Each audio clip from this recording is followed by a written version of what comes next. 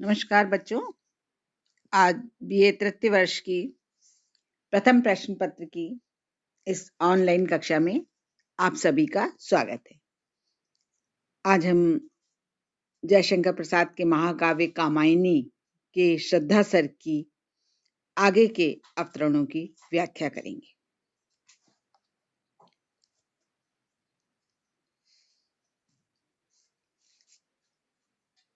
देखिए, प्रकृति के यौवन का श्रृंगार करेंगे कभी न बासी फूल, मिलेंगे वे जाकर अतिशीघ्र, आहा उत्सुक है उनकी धूल।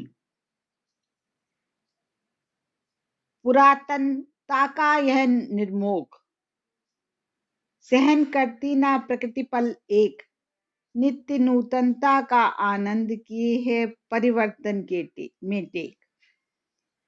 युगों की चट्टानों पर सृष्टि डाल पद चिन्ह चली गंभीर, देव गंधर्व असुर की पंक्ति अनुसरण करती उसे अधि। देखिए, प्रस्तुत अवतरण प्रस्तुत पंक्तियां कामायनी से चयनित हैं। जब मनु एकमात्र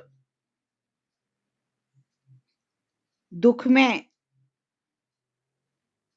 संसार को एकमात्र दुख में मानकर अपने जीवन से निराश हो जाते हैं और स्वयं को निरुपाय मानने लगते हैं, तब श्रद्धा उन्हें प्रोत्साहन देती हैं। वे मनु को जीवन और जगत का सत्य बताते हुए अपनी अधीरता को त्यागने की प्रेरणा देती हैं, है ना।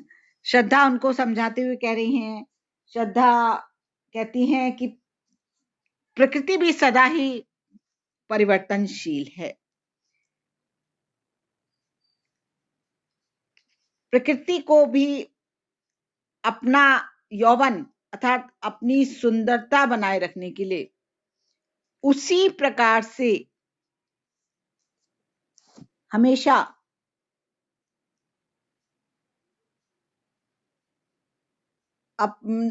नवीन फूल धारण करना होते हैं, है ना। अपनी सुंदरता को बनाए रखने के लिए नवीन फूलों को धारण करती है। जिस प्रकार से युवतियां श्रृंगार कर रही हैं, उसी प्रकार प्रकृति भी नवीन फूलों से श्रृंगार कर अपना यौवन सदैव ही बनाए रखती है ना। देखिए, प्रकृति के यौवन का श्रृंगार कभी ना करेंगे बासी फूल, मिलेंगे वे जाकर अतिशीघ्र, आ उत्सुक है उनकी धूल। बासी या मुरझाए फूल तो धूल में मिल जाते हैं, उनसे कभी भी श्रृंगार नहीं हो सकता। अतः कवि स्पष्ट कर रहे हैं कि मनुष्य को भी चाहिए कि वह अपने हृदय से आलस्य और निराशा की भावनाएं ना उठने दे, क्योंकि वह तो जीवन के अनुपयोगी तत्व हैं तथा उनके कारण मनुष्य कभी भी प्रगति नहीं कर सकता। इसी प्रकार जिस प्रकार से कि मुरझाए फूल धूल में मिलकर नष्ट हो जाते हैं, उसी प्रकार मनुष्य को भी अपने हृदय में निराशा को स्थान नहीं देना चाहिए। देखिए, यहाँ पर मनु चूंकि चारों ओर प्रलय की भयंकरता देखकर निराश हो गए हैं और श्रद्धा अपने वचनों के माध्यम से उनमें आशा का संचार कर रही हैं। प्रकृति का सुंदर उदाहरण दिया है, यहाँ पर मानवीकरण अलंकार है ना। आगे देखो, पुरातनता का यह निर्मोह कहते हैं केचुली होती है ना शाम की।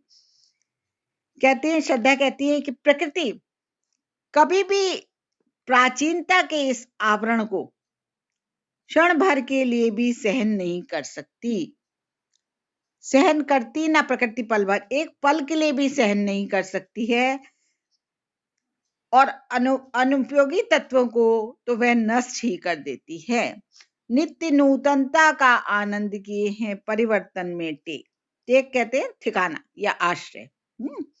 तो परिवर्तन का अर्थ ही नवीनता है और उसका आगमन अनुपयोगी या असामयिक तत्वों को नष्ट करने के लिए होता है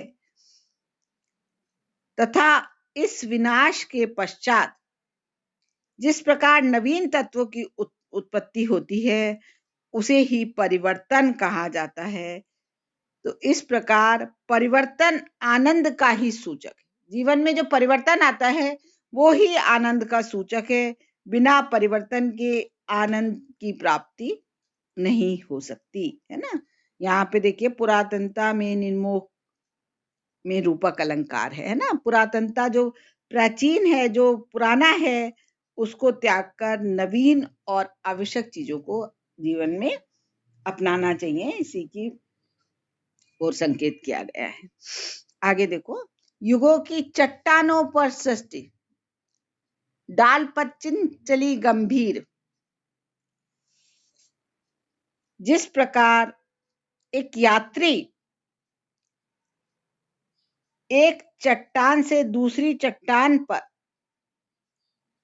अपने पैर रखते हुए आगे बढ़ता चला जाता है, उसी प्रकार उदाहरण देखिए, उसी प्रकार से ये सृष्टि भी युगों की चट्टानों पर अपने पद चिन्हों की छाप छोड़ती हुई निरंतर आगे बढ़ती चली जाती है और उसका विकास ही होता चला जाता है। तात्पर्य यह है देखिए बच्चों कि युग पर युग बीतते चले जाते हैं और सृष्टि के विकास की गति अवरुद्ध नहीं होती। अर्थात विश्व की सभी वस्तुएं नाशवान हैं तथा एक जाति के नष्ट होने के पश्चात दूसरी जाति अवश्य उत्पन्न होती है। इस प्रकार सृष्टि का विकास निरंतर चलता चला जाता है। देव गंधर्व असुर की पंक्ति अनुसरण करती उसे अधिक, और इस प्रकार से ये जो सृष्टि की जो में देवताओं, गंधर्वों और असुरों की सभ्यता समाप्त हुई है और अब नवीन सभ्यता बड़ी अधीरता से विकसित होने का प्रयास कर रही है ना। यहाँ पर मानवीकरण अलंकार है, रूपक अलंकार है और इसमें कवि ने सृष्टि में नित्य परिवर्तनशीलता का सिद्धांत प्रतिपादित किया है ना। और प्रकृति में भी जो परिवर्तन होता है उसके बाद जिस प्रकार से बासी फूल झड़ने के बाद नए फूल आते हैं, उसी प्रकार से मनुष्य के जीवन में भी निराशा के बाद आशा का संचार होता है। उसकी ओर यहाँ पे कवि ने संकेत किया। धन्यवाद बच्चों।